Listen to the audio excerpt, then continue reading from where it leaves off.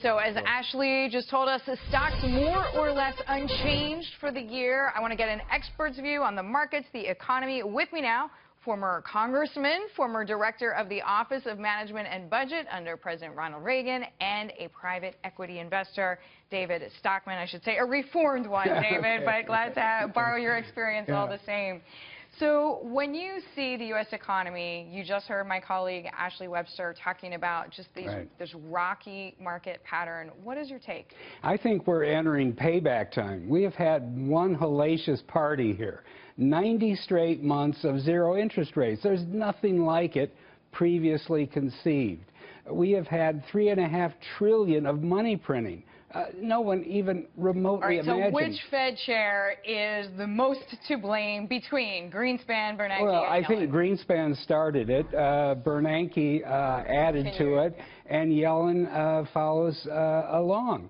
But, you know, we cannot create prosperity with zero interest rates in an economy that's already at peak debt. In other words, households have $13 trillion of debt. They can't borrow anymore. And savers are being punished savers are being... Under Ronald Reagan, I mean, people could put money away and actually get paid for lending their money to a bank in a savings account. Now, I think 0.5% is the going Well, it crazy actually means that if you were working in 1980 and you retired last year and you accumulated $250,000, which is a lot, you're earning one cappuccino per day at Starbucks on all the savings of a lifetime. Now, that is fundamentally wrong, and it indicates that the Fed is way off track. It's lost.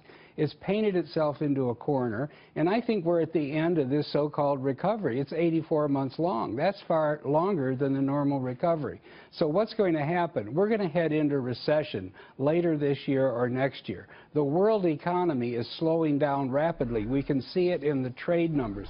We can see it in the constant dislocation that's going on in China. So when the recession hits, the market is going to be utterly unprepared. They're going to realize that all of this What's the match, David? When you say the recession, is it corporate credit? I mean, there's a lot of people looking for first signs. Where do you see the cracks right now? Well, I see three of them, but one of them is the buildup of inventories. Business sales have been declining ever since the summer of 2014. They're down 5% from the peak. Inventories continue to build.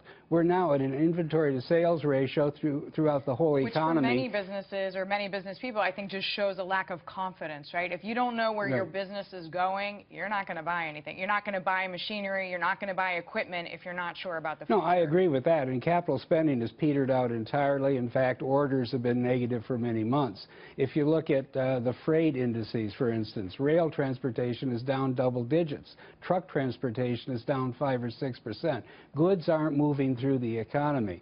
Inventory is building up involuntarily. That is always a sign that recession is around the corner.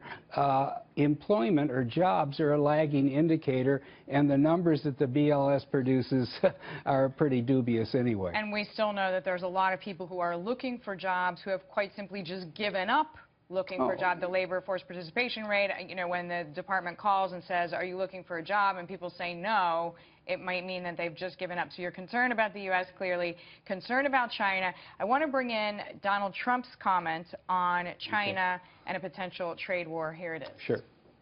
Trade war? We're losing $500 billion in trade with China. Who the hell cares if there's a trade war? Trade war. It's crazy. All right, so that was at an event last night. Right.